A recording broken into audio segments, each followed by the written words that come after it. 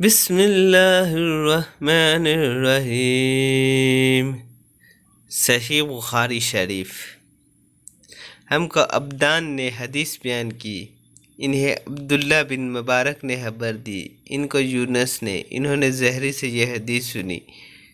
دوسری سند یہ ہے کہ ہم سے بشیر بن محمد نے یہ حدیث بیان کی، ان سے عبداللہ بن مبارک نے، ان سے یونس اور معمر ان دونوں نے زہری سے روایت کی۔ پہلی سند کے مطابق زہری سے عبیداللہ بن عبداللہ نے، انہوں نے ابن عباس رضی اللہ عنہ سے یہ نقل کی کہ رسول اللہ صلی اللہ علیہ وسلم سب لوگوں سے زیادہ جواد سخی تھے، اور رمضان کے دوسرے اوقات کے مقابلے میں جبرائیل علیہ السلام آپ صلی اللہ علیہ وسلم ملتے بہت ہی زیادہ جود و کرم فرمایا کرتے۔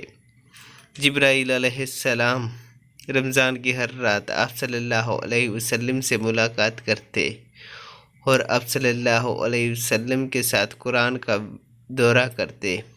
غرض نبی کریم صلی اللہ علیہ وسلم لوگوں کو بلائے پہنچانے میں بارش لانے والی ہوا سے بھی زیادہ جود و کرم فرمایا کرتے تھے۔